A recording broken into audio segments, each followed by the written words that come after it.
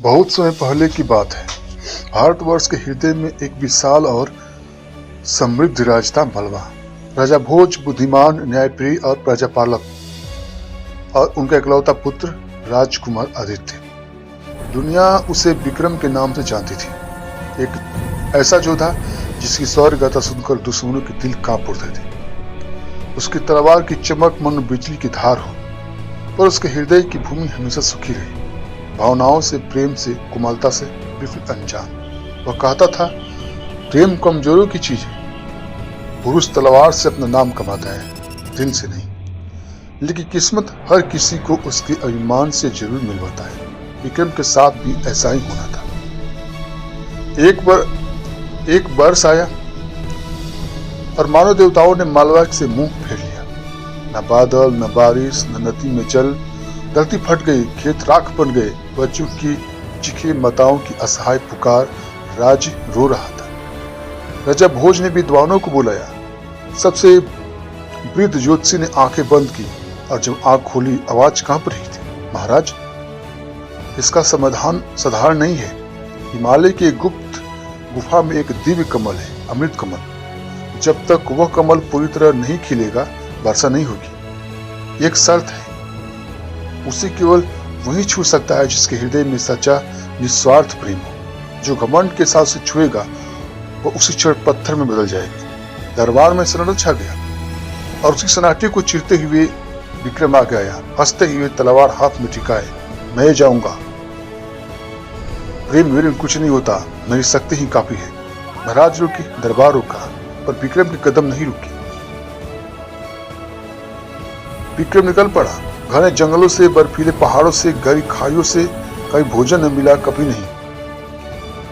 कभी आश्रय नहीं मिला, कभी आश्रय मिला, नहीं कभी नहीं मिला। पर उसके मन में बस एक ही दृढ़ था, मैं राज्य को बचाऊंगा और यह कमल ले आऊंगा। महीनों की यात्रा के बाद वह पहुंचता हिमालय के दुर्गम गुफा में। गुफा के भीतर एक शांत चांदी जैसे चमकते जल वाला सरोवर, और उसके बीच तैरता हुआ एक दिव्य कमल।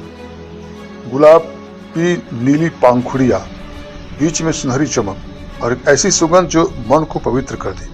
विक्रम कुछ देर देखता है, पर उसके मन में सौंदर्य की नहीं, विजय की इच्छा थी। वह लकड़ियों से एक छोटा सा नाव बनाता है और सरोवर के बीच पहुंच जाता है। और जैसे ही हाथ बढ़ाता है, गुफा में एक स्त्री का स्वर गूंजता है, रुक जाओ राजकुमार, मैं कमल नहीं, एक श्रापित राजकुमारी हूं। कमल की पंखुड़ी धीरे धीरे खुलने लगती है, और भीतर से प्रकट होती है राजकुमारी कमलिनी। उसका चेहरा उदासी से भरा, और आंखें हिरणी जैसी, बाल काले लंबे, और एक देवीय चमक जिससे भीतर कोई रोशनी दब रही हो। कमलिनी बताती है, वह कश्मीर की राजकुमारी थी। एक दुष्ट तांत्रिक ने श्राप दिया क्योंकि उसने उसकी इच्छा ठुकरा दी थी। मैं यहां तब तक कैद रहूंगी जब तक कोई मुझसे सच्चा प्रेम हृदय से प्रेम ना करे। जो मुझे स्वार्थ या शक्ति के घमंड से छुएगा, वह पत्थर बन जाएगा। विक्रम कठोर स्वर में बोला, मैं प्रेम नहीं जानता, पर मुझे अपने राज को बचाना है।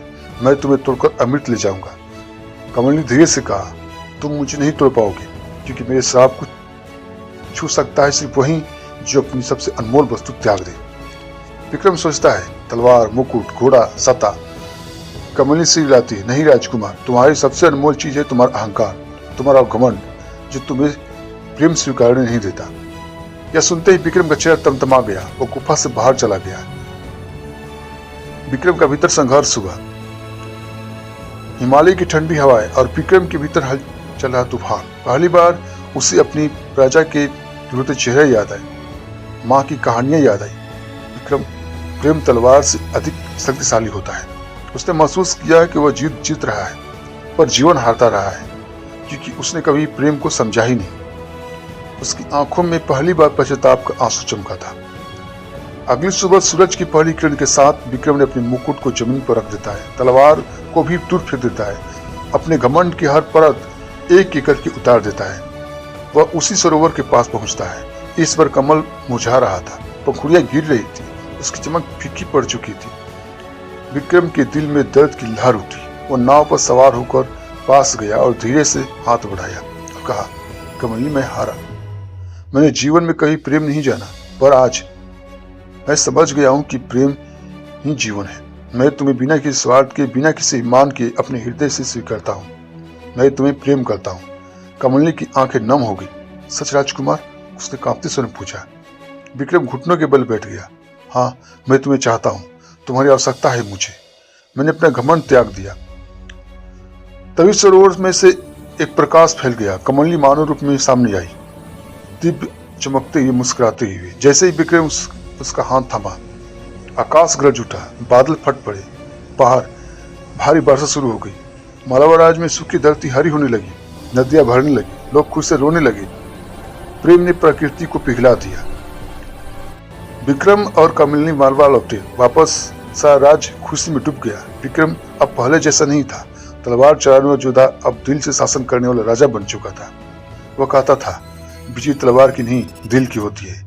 विक्रम कमलनी का प्रेम मालवा की पहचान बन गया। और आज भी कहा जाता है, हिमालय की गुफा में वह दिव्य कमल अब भी खिलता है, जो सिखाता है अहंकार को छोड़ो, प्रेम को अपनाओ।